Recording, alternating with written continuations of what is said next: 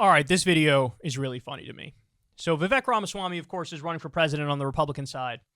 And he does a lot of interviews with new media and independent media and goes on podcasts and all that stuff. I retweeted something the other day. He was hanging out with Jake Paul. Was it Logan Paul or Jake Paul? I don't know the difference. I don't care. One of those people. They were doing a weird little TikTok dance. Very strange, very bizarre. And trying to like appeal to young people. Hilarious, because at the same time he's trying to appeal to them, he also very famously said, we should raise the voting age to like 25 and you should have like a test before you can vote or something like that. And shout out to Crystal and Sagar who grilled him on all these things when they had him on Breaking Points. But anyway, so Vivek at the debate, according to some polls and to some people, hey, he did a really solid job. He was dominant on stage. He was the one who was taking all the incoming fire, but he was handling it well most of the time or some of the time. But my read on Vivek was different. Going into the debate, I said, it's either going to be feast or famine for him. He's either going to do great or do terribly. But what actually ended up happening, in my opinion, was he both had feast and famine within the same debate. I think in the first half of the debate, he did well. Then in the second half of the debate, I think he kind of got hammered into the ground by Nikki Haley and even Mike Pence on some issues. And he just came across as kind of smug and weaselly and annoying. And basically, the polls after the fact reflected that. Some polls had him as the winner. Other polls had him as a massive loser because while you had an increase in his support, you also had a giant increase in his unfavorables.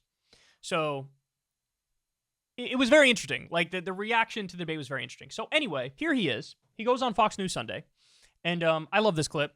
You're going to have this well-meaning sort of airhead host basically call Vivek annoying to his face. Your profile is growing, but as it does, our polling also shows your unfavorables are up. This is the latest polling, up 12 points since we polled this in August. One recent opinion piece puts it this way. Of all the descriptors attached to Vivek Ramaswamy, the 38-year-old political tyro enjoying a bizarre surge in the Republican primary race for second place, the most common one seems to be annoying. Why do you think, as more people have gotten to know you, your unfavorables are up too? Well, look, we have been taking intense criticism, Shannon, over the last several weeks since I performed well on that second debate. And this is part of the process. So I invite the open debate. The reality is many people are annoyed by my rise and believe that a 38-year-old is too young to be U.S. president. The fact of the matter is Thomas Jefferson was 33 years old when he wrote the U.S. Declaration of Independence. He also invented the swivel chair while he was out it, by the way. And so I think we need to revive that spirit. And I believe, Shannon, it will take someone whose best days ahead are still yet ahead in life. Oh, my God. Oh, my God, that was amazing. So when asked, like, hey, why do people find you really annoying?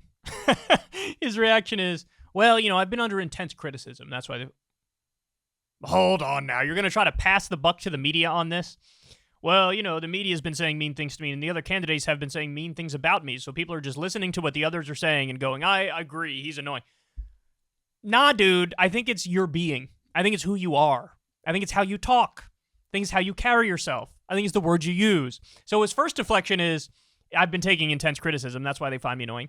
Then it's, well, actually, I'm 38 years old. I'm young, and so maybe that's why they find me. No, if anything, that's a benefit. All these polls are showing, now there's a poll that shows a majority of Americans want an upper age limit to be in elected office. So being 38, if anything, that would be a benefit. People are looking at that like, hey, finally, somebody who's, young enough to be vibrant and energetic, but old enough to have some wisdom. So it's not your age. It's not that you're under intense criticism. And then his final point is, he smugly compares himself to Thomas Jefferson. Oh, when he wrote the Declaration of Independence, he was 33 years old. I'm 38. I'm already out. So ironically, in the clip where he's told he's annoying, his reaction is to prove that he's annoying. Look, the best way to describe Vivek Ramaswamy is very simple. He is the Republican Pete Buttigieg. And that's why he irks me. Everybody knows I'm a well-known Pete Buttigieg hater. He strikes me as incredibly fake, incredibly careerist. And Vivek is exactly the same. Again, I just look at his affect. Look at his way of being. It just gets under my skin. Let's watch. Why do you think, as more people have gotten to know you, your unfavorables are up too? Well, look, we have been taking intense criticism, Shannon, over the last several weeks since I performed well on that second debate. And this is part of the process. So I invite the open debate. The reality is many people are annoyed by my rise and believe that a 38-year-old is too young to be U.S. president. The fact of the matter is Thomas Jefferson was 33 years old when he wrote the U.S. Declaration of Independence. He also invented the swivel chair while he was out it, by the way. And so I think we need to revive that spirit. And I believe, Shannon, it will take someone whose best days ahead are still yet ahead in life. He talks more like a politician than career politicians. That's what I see when I hear Vivek talk. He is so on script.